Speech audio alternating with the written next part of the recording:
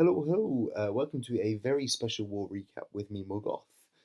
Uh, I've come over to the Fair Play Netherlands team to recap their recent war with Spain. Basically, there's quite a few members of our team at Code Enigma that make up the Netherlands team.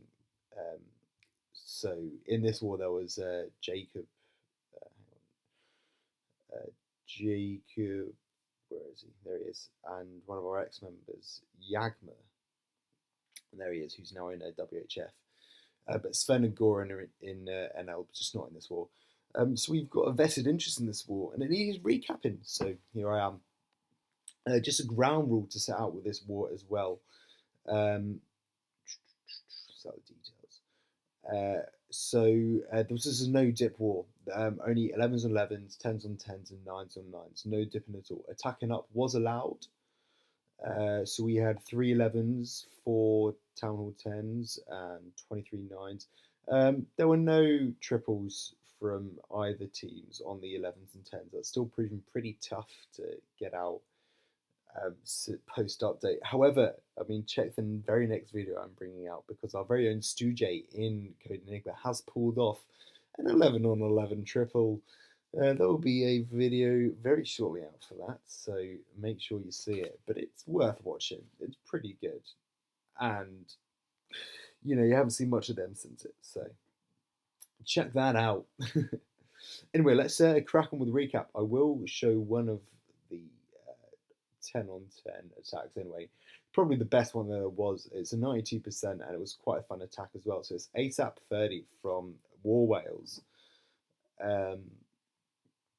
It's the only Town Hall 10 that really came quite close to the 3-star. He went in for a very brave and adventurous attack. It seems like it very nearly paid off. It's definitely the highest percentage out of the Town Hall 10s. He's basically going in for a mass air attack here. Basically, double Zapquake on these two air defenses. And then only really saving plays for one rage afterwards. And I think the rage might be what cost him when he was using it. But basically, he goes in Naked Heroes at the top here to take out this air defense, get the CC pulled, and I think get the Queen as well.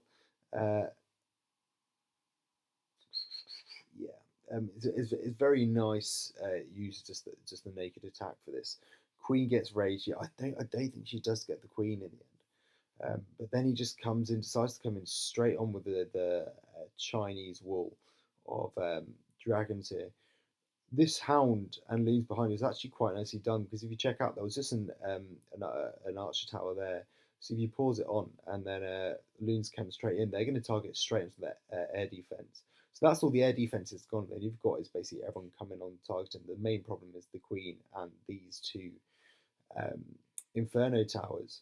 So maybe I'm not sure the rage was the right thing to put in that place because once all that's down, most of the troop space is gone, and he's only got those 8 leans left and nothing else he can really do about it. And this is quite a strong compartment here. And when the Queen's gone, I think it might because I think those loons would have gone straight in and taken that air defense anyway with the hound on it.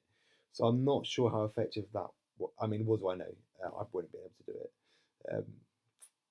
But I just think that rage might have been better effective here, where it could have taken out the Queen, which was, taken on the troops. I don't know. We would have seen how it had gone. Anyway, it's a very, very nice attack. Very original. You don't see mass drags too much anyway these days. And he did still get 92% on it, which isn't, too bad. Bear in mind there aren't that many 10 on 10 triples these days post update. Now those minors have been nerfed anyway. You forget how people managed to do it in the old days anyway. We did manage to do it though. And I'll just speed up to the end because basically these end up dying out on this arch tower there. It just ends up taken out. If he just saved one loon to take it out, it might have been alright, just one loon to come in right on the back end as it was targeted on those drags. Anyway, nice job. Damn good try. Crack on. Next, one of our own will show Jacob on number 8. From Code Enigma, our homegrown turf. So this began as a queen walk in what forms into quite a nice GoHo. Very effective. You see on all of these, it's a queen walk, queen charge. It's just a very, very effective use of the queen walk and funnel. Um, so the great use of the baby dragon here as well. It's going to help funnel and also take care of this cannon there, which is just extra cleanup. You don't have to worry about later on. Unfortunately, arch tower air defense. I always see this. It's an air defense, not an arch tower. It does lock on,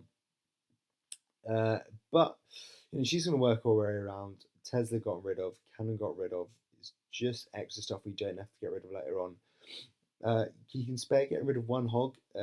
Actually, really great use. Gets rid of a trap, which is quite nice. I think it was a fresh hit, and also CC with it as well. So that's it's just getting rid of the extra stuff you don't have to worry about later on. He does have to pop the Queen's ability, which is a bit annoying, but better stay alive, isn't it?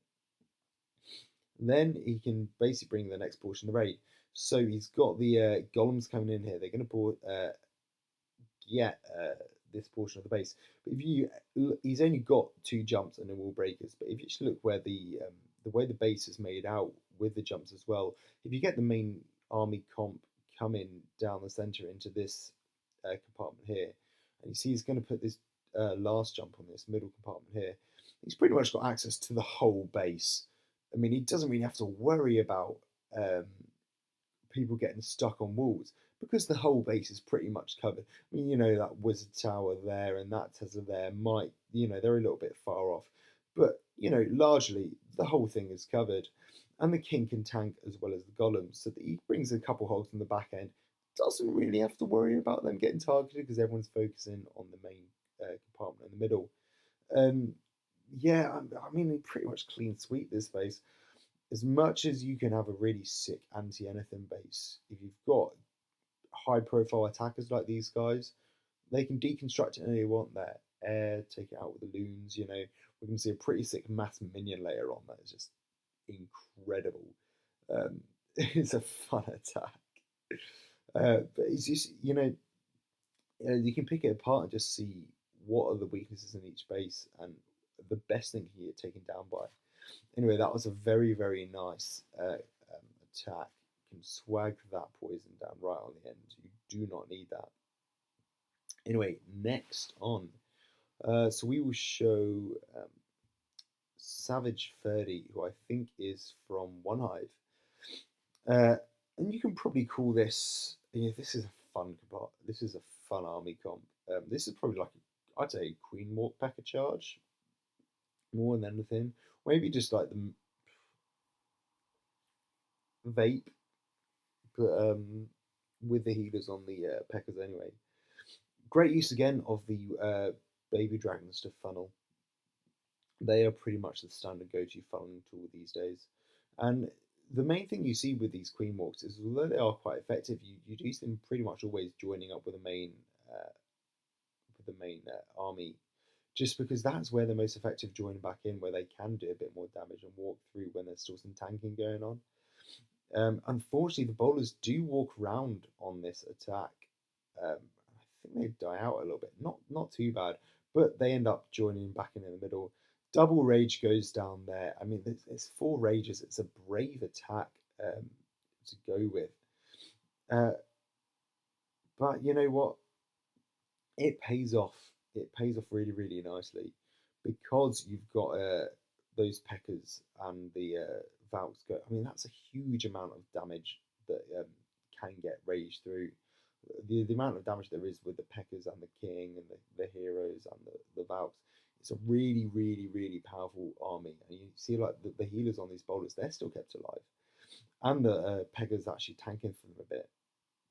Still got the Queen ability, but once they kind of break through this Queen compartment there, it gets a little bit stuck there. But as soon as they've broken through there, I mean, it's pretty much as good as done and dusted, really. After that, you can kind of just speed up to the end. So the only real issue is time that might have been a bit of a problem. But after that, even when the army just split up, it's a really, really powerful attack. You just got to make sure that you use those rages in the right opportune moment. Anyway, next we're going to show a bit of a medley Did I just show the right one? Yeah, I think I did. Sorry, I'm having a bit of blind moment. I'm going to show Jacob again because he did get a 6-pack on this war, and it is a Code Enigma recap, so we might as well show our own. This is really nice attack. You see with these, this is kind of a hybrid. You see the amount of varied troops there are in it. You know the attack is meticulously planned, and each troop is there for a purpose, really. So we begin with these minions to funnel, and the Queen Walk's going to come straight on the side. It's going to get a mass amount done with this Queen Walk. It's almost like a Queen Charge, really, but not completely, because he kind of just Queen Walks, but inside one compartment. So that's one mortar gone down. The cannon's going to go down 2, 3, 4. It's going to get this air defense as well. It's just, I really, really like this. See, there's a mass amount of damage in this corner and along this strip. And actually planning a Queen Walk down here is a really clever thing to do, because he's going to get rid of the Archer Tower. I keep saying Archer Tower. Air defense, bomb tower, the cannon as well. And there was 1, 2, 3 was the towers that are going to go as well. And then, brilliantly, he gets, this is what I love so much, it's such a nice attack. He gets the main army comp to join up with the Queen, puts the jump there so she can join up with him, jump through, and they're going to walk through clockwise to the rest of the base. It's so nice. It's beautiful. It's like watching clockwork happen, man. Poison goes on the CC and on the Queen as well. She jumps over. The rage goes down, so that's not a problem at all. And this is the funny thing. So Jacob actually said to me afterwards, he completely forgot about this jump. He forgot he had this jump here. He could have put this jump right on this compartment here. Would have saved loads of time. Probably would have saved about maybe 10, 20 seconds on the raid. Instead, he decides to raise his king on this wall and kind of hope that see these loons who are a bit lost, that these archer towers just kind of get rid of them, as well as did that air bomb. But he decides to raise his king, so he's going to go through. I don't know if he was lying about forgetting about the. If he was lying about forgetting about the jump, and he just wanted to kind of swag it at the end. But he had 12 hogs left and enough to tank for it. So I think very well planned out and very well executed attack, my friend. I can speed up to the end there because it's just clean up. Nice, well-deserved swag right at the end. A couple more attacks to show. Now we're going to show Yag from WHF. One of our own again. He's moved on from us in time, but he was a Code Enigma born and bred. Now a power bang sensation. It is a very similar attack in Army Comp to Jacob's ones. It's just nicely planned and executed. It's Queen Walk GoHo, a similar army, but just another effective use of the Queen Walk. So he's lured out these traps. He's got Wizard Tower, Archer Tower, Tesla. This mortar's going to go down as well. Puts the rage down, so he gets to keep the Queen ability. Is very just he knows what to do. He's experienced, and this is what happens from just planning lots and having lots of experience on the friendly challenges. Is that you know what to plan for each situation that goes right and goes wrong. He managed to clear this whole compartment. So when the wall breakers do come through, they target the right compartment. The funneling's gone right, so we can just make all the heroes and kings and bowlers all come in right here. So with this, he's connected not to this right portion here, but he's got 12 hogs to go, so it's not a problem. But press these two compartments with the bowlers, that can get through this portion here. He's got a mass proportion of that base cover with just one jump. Again, it's just taking the most effect from the little sort of space in your composition. So the king goes forward to do a bit of tanking for the bowlers, and then that another rage comes down. He could see that they got a little bit stuck on that queen at the beginning here, but he wanted to save that rage so those bowlers could kind of wreck their way through the rest of the base now, along with the king and the queen. Does the queen king ability? He's still got the queen left, and she's on healers as well, so she's just going to power her way through. And then it's back end hogs. I mean, as soon as you've got most of the base gone through, it's just a matter of using those back end hogs in the right way. He has got one hill left, and at this point it looks as though he might need it. You know, there's still a bit of damage coming on, but I don't know. I just don't know. His hogs are on steroids. They must be. He doesn't even need to heal them, and he's got enough tanking for them, so it's just not a problem at all. They're not affected by those bombs at all, especially not since that update. Queen walks through back on full health. It's a dream. It's an absolute dream. Still got a hog, 2 wizards left, queen ability, and that hill. But Yak, you're a gent, man. You're an absolute gent. You don't even swag it. Just need to clear up that last, very last. There you go. All done. Kushti, very good job, mate. Right. On to Sloffles. This was by far my favourite attack. This was incredible. Mass minion. Oh, how do you look at a base and think, oh, you know what, I can mass minion this? It blows me away really how you can do it. It's just impressive. It's damn impressive. I think the most important thing of this whole raid is that baby dragon, because if that baby dragon wasn't there, potential for the heroes to walk, and that baby dragon is absolutely essential for that funnel. It just is. It's absolutely essential. So he gets the king gone down, rages it. Most importantly, so this archer tower is going to get rid of with the king. He's got the queen behind just in case for backup, but king's actually going to make it through the wall and get rid of him, so that's not a problem at all. As soon as the queen starts taking a bit of damage, this is when he puts the healers down just to make sure that she doesn't, the healers don't transfer to someone where they shouldn't be. Again, just very, very clever usage of the right troops, the right place. She is going to get rid of 1, 2, 3, 4 wizard towers, 1, 2 air defenses, maybe a third one, definitely these 2 air sweepers. As soon as the CCs come in, basically you're going to see her coming in and taking the mass minion coming in. I mean, you see this attack going on. You do see some bases where all of the air defenses are quite accessible, and you just wonder why people don't do this. I think it might be because it's a risky attack, but it's so impressive. So you'll see now the CC's gone in, the last wizard tower's gone, the splash damage is out of the picture. Any moment now, you're going to see it happen. I think that air sweeper is what he wanted to get rid of. Next, rage goes down. She's not really got a problem. I think essential as well is this lava hound, which is in the CC. Oh, look at those minions going down. Yeah, the lava hound and CC I think is pretty essential for that tanking right for the first moment, just so the minions can work their way around. And you know, this air defense is quite accessible on the edge of the base, so it's not as much of a issue. Queen's going to make her way around, get through this air defense. The lava hound's actually still alive to make his way through. Damn, this is a nice attack. Oh, it's so nice. I have nothing else to say. I'm kind of blown away by how you can plan for something to go so well. I just think the key here was just perfect execution. Great show from Sluffles. Like, really, really nice show. Well done, mate. Congrats on that. I think you deserve it. Then we've got is just everyone coming over for this very last expo. Yeah, good job, mate. Incredible. Very last, I think this is going to be the last one we show for the recap. So this is going to be, it's going to be, sorry if I say this wrong, is it Brother Babula? Brado Babula? I don't know, 100% anyway. You're right. So this was just a very nice executed Go Lalo. There's not really much to comment in terms of strategy because it's just a Go Lalo done perfectly.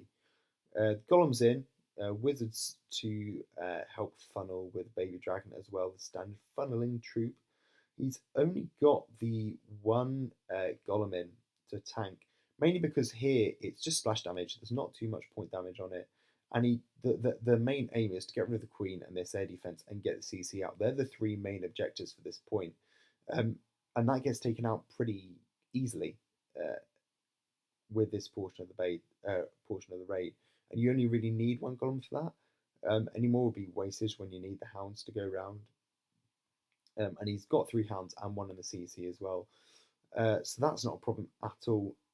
From here, it's pretty much, I think he might have hoped that the queen went to get rid of this air sweeper, but she doesn't. But anyway, after that, it's pretty much just a standard Go Lalo. He's got 3 hastes and a rage. Very nice and effective attack, but it's just it's stunning Golalo. It's putting the hounds in to make sure they soak up all the damage, soak up all the traps, and the haste's on the way, not on, but on the way to the air defenses. That's where they need to be. Mass Tesla farm comes up around the air defense. That's when you put the rage down.